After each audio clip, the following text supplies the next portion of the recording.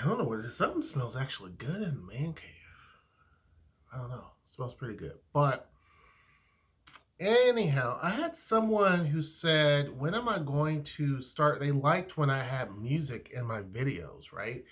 Because back early on, when I was actually starting YouTube, um, I had started YouTube, but like really doing it on a regular, I had music, right? I had a little intro and an extra, and I had music.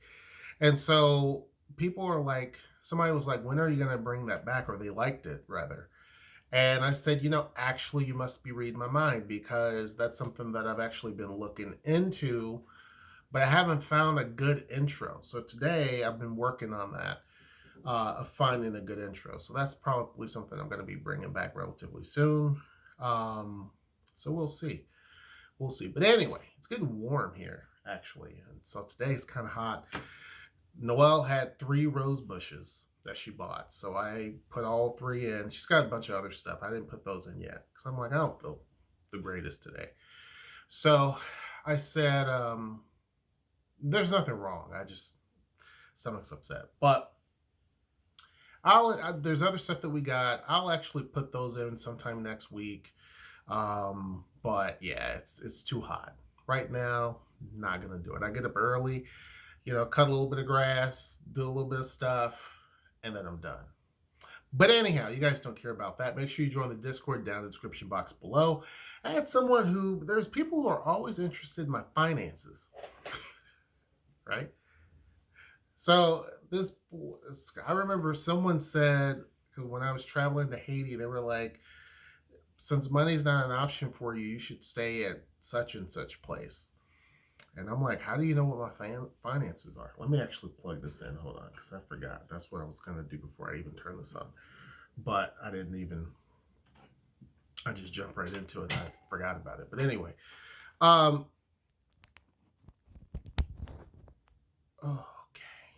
I have to hold my breath because, yeah. But anyway, people are always curious about that, right? In some form or fashion. Oh, this is hooked up to the computer. It's not going to really charge, but it'll be all right. Anyway, so people are very curious about that. And so they ask, like kind of what do you do, that type of thing. And so I told them, like, all right, I have a regular job, right? And then also I have investments. I used to have property that I owned. I sold all that early last year. And Noelle has a job. We have a business. So we have other little, side incomes, right? And so this person here, and it's Ask Her Shinoe, is how do you create wealth? People talk about generational wealth. And he says, as a young black man, I am 25 years old and I want to be able to have money. I want to be able to have money early on so that I can retire at a young age. How do I do that? What are some steps? I followed some of the stuff that you said to do, but how do I get there? And how did I get there is what he's asking. Well, first off, I got there through a lot of fail. One of the things that's never really taught in school is how to generate income and how to save and the smart ways of investing, bookkeeping, taxes, assets and liabilities and what that really means. And no one really teaches you that stuff in school. In college, yeah, you'll find some of that, but you gotta actually, you have to seek those classes out. It's not like it's usually not a prereq. It's not something that's always required, but it's something you have to always kind of seek out, right? And I got wealth. I shouldn't say wealth. I got income just the regular old way of working at places and, hoping for a check to come in and then, spending all that and rinse and repeat, right? Then when that type of strategy is how a lot of people live. However, you are always behind the eight ball because your future is not in your hands.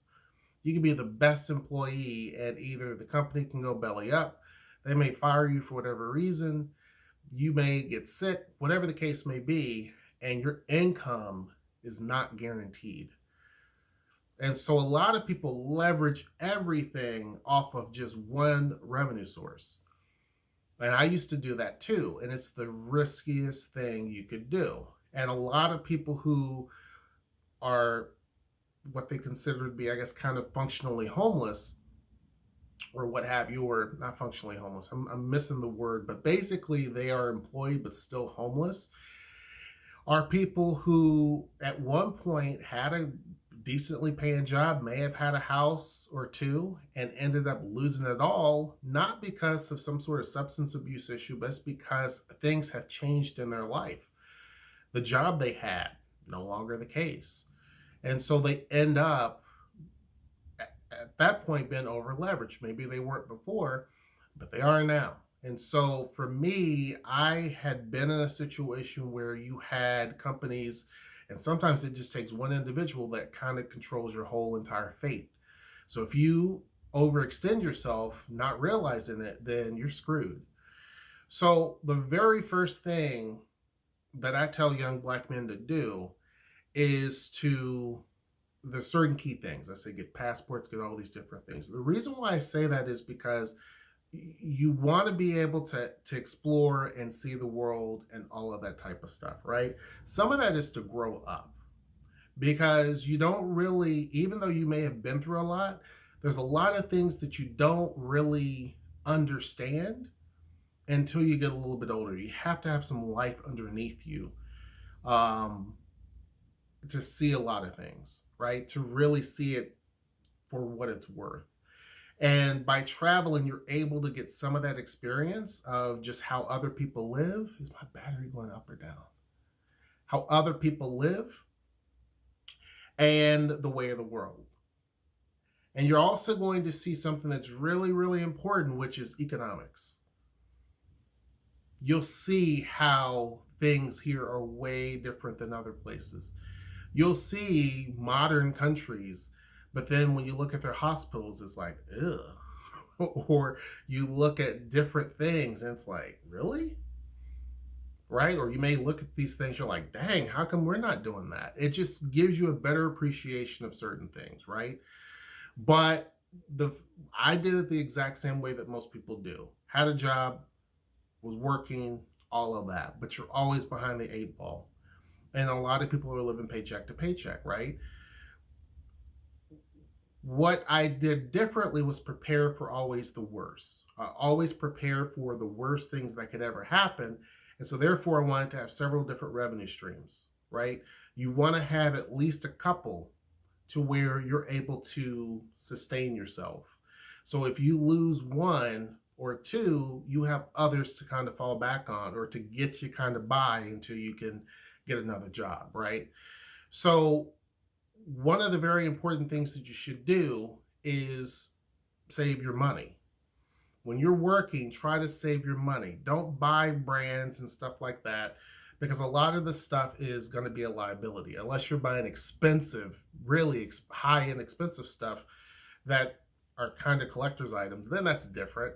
But most people aren't going to, the average person out here is not going to be able to be doing that, right? So if you're a normal person making minimum wage to $70,000 a year, try to save as much money as you possibly can. And don't spend it on foolish stuff like clothes and all of that stuff, brands, because you're going 9 times out of 10, you're going to be wasting your money because that stuff is there's no value in it. The other thing is watch out for the type of car you purchase. A lot of people purchase cars and most of the cars you see driving down the road are a big liability. As soon as you buy it brand new and you drive it off the lot, value shoots way down on the car. It may not have a scratch, nothing. You drive it off the lot, value's way down. What happens is people end up having to pay six, seven, eight, $900 or more a month, excuse me, for a car that basically they're just pissing money away. You know what I mean? Like, you're getting an expensive car when you can just get a middle of the road cheap car that you're going to be paying maybe $300 a month.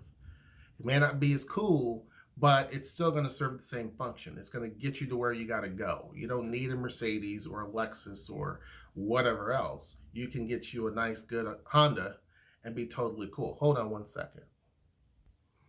Okay, I had to actually plug that in because it was getting lower and lower. But anyway, so you can just get a regular car that is going to get you to where you got to go, and you're not paying on it for a long time. I almost gave away a secret.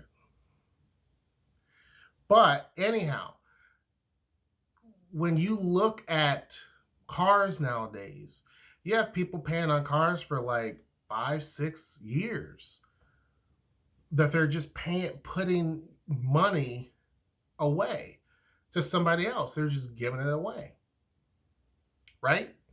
So if you're going to do that, try to get the most affordable car.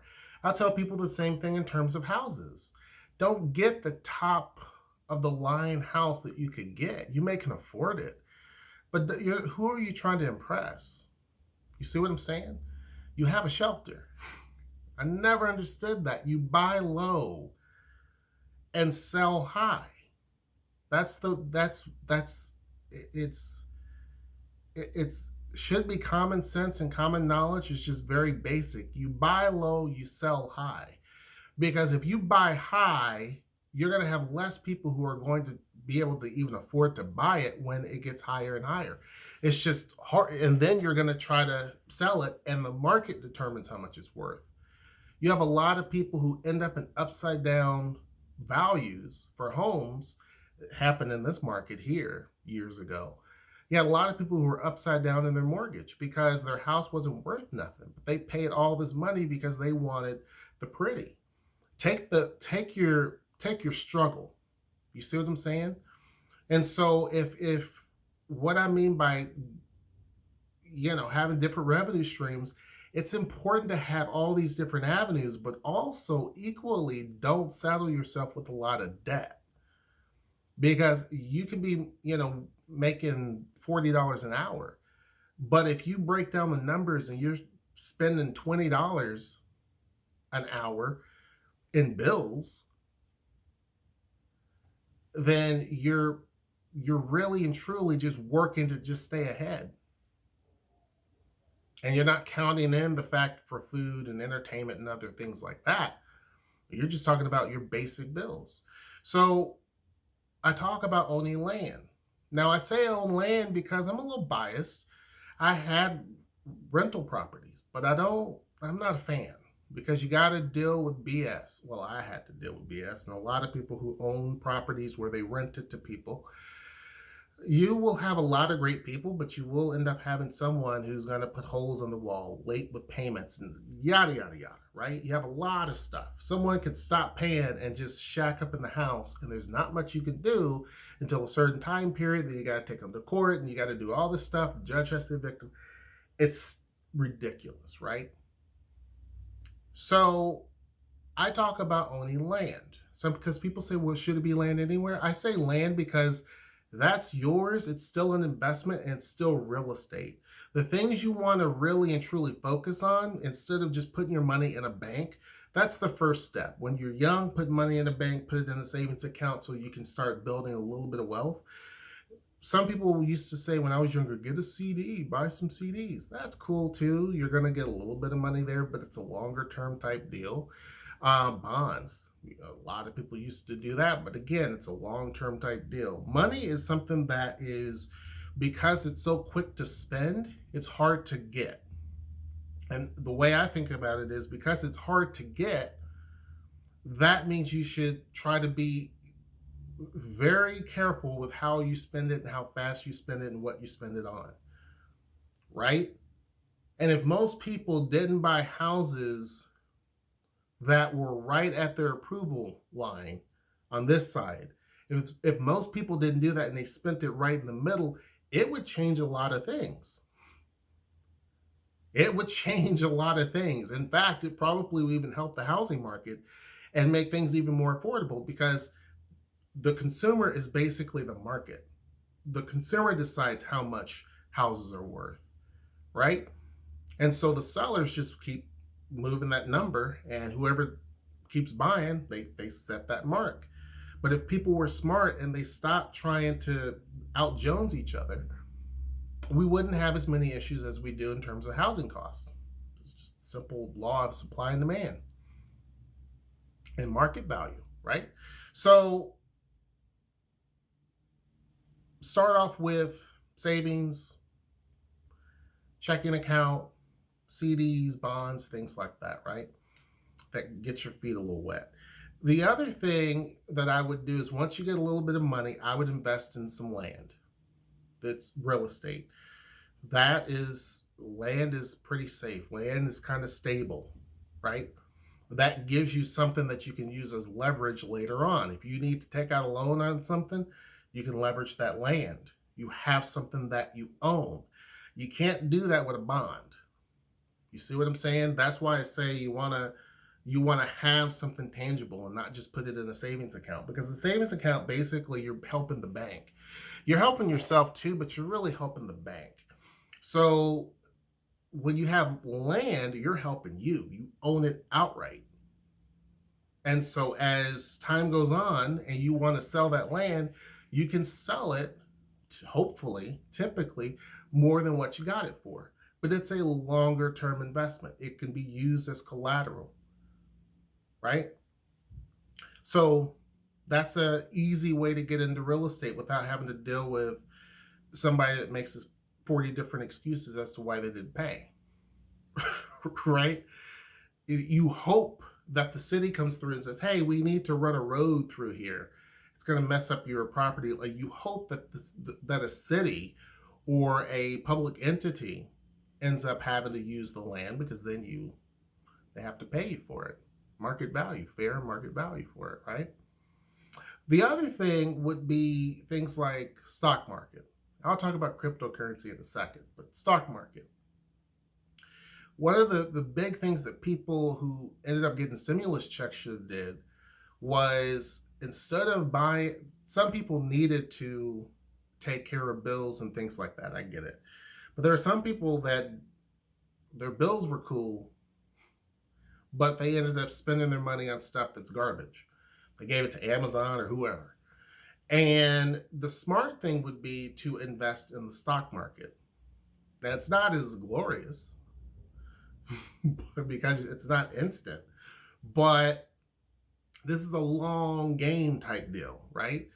Invest in like a stock, learn, read about it, watch videos. There's tons of easy ways to get into it, right? Invest in a stock. And therefore, once you get money, dividends, put it back into the stock. Now, some people, if you rolling like that, like Bill Gates or Warren Buffett or Jeff Bezos, man, their dividends are fat. You can just take that and buy yachts and do different things. But regular people, a lot of times, end up buying either more stocks or adding, let's say they have a stock in, I don't know, this company here that makes these seeds, and they get a dividend check. They just they buy more stock, right? It's a long game.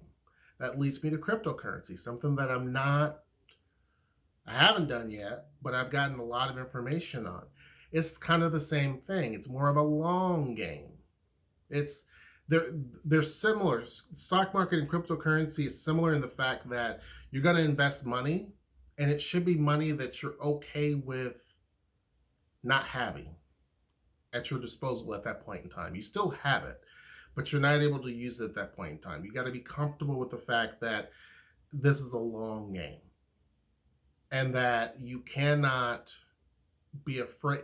It should be money that you're okay with if seeing it go down to nothing, right? That's the easiest way to explain it. Let's say you put in $5,000. Let's say you got 5 grand. You saved up, you worked, you in your savings account, you got $8,000. But you're like, I'm going to take 5 grand and I'm going to put it in the stock market. I've already bought my little land someplace in the middle of nowhere. I bought my little piece of land. I got a little money left over. I'm going to put 5 grand into the stock market. Okay? Leave it there and watch it, but don't pull out just because something changed, because your money is still there. Don't pull it out. And so it's some people kind of don't get that. It's a long game, right? Let it gain time. So all of these other things I mentioned, like bonds, it's a long game, right? These are longer term CDs. It's not like an instant quick thing. People look at, and I think because we've been taught about savings account, your savings account, you'll see a little bit of money here and there every month, right? So I think people are conditioned that way versus these other things. It takes a little bit of time. Sure, you can pull it out, you can pull money out, but you're gonna suffer for it, right? And so cryptocurrency is the same way. There's going to be all these fluctuations and highs and lows, and you got to be comfortable with the highs and the lows. That goes to another part of possible diversification, right? Investing in cryptocurrency. On our Discord, which down in the description box below, be sure to join it. We have some people who just know everything about cryptocurrency. Like, there's some people that know so much about stuff. I'm like, dang, like, you know what I mean? Like, there's some people that just blow my mind with all of the stuff that they know about things like this. And so it's great, and they're very helpful. There's a few in there, very helpful. You have a question, they can answer it. And so stuff like that, right? Stuff like that. So how to get wealth? Have different revenue streams, right?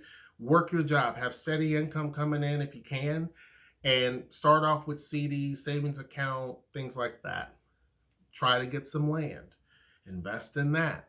Definitely invest in your education. I've always said that's very important. If you're not going to go to college or a 4-year or 2-year or whatever, go to trade school, something like that, so you have a profession that's in demand, right? Because no one can take that from you. You want things that it's hard for people to take away from you. So you have a skill that you can use pretty much anywhere. That's invaluable, right? So you're always going to be able to hopefully make money on that. That just kind of keeps things going. Then what I would do is, you got the land. I would then actually start to invest a little bit in the stock market. It can be scary and overwhelming, but you can do it.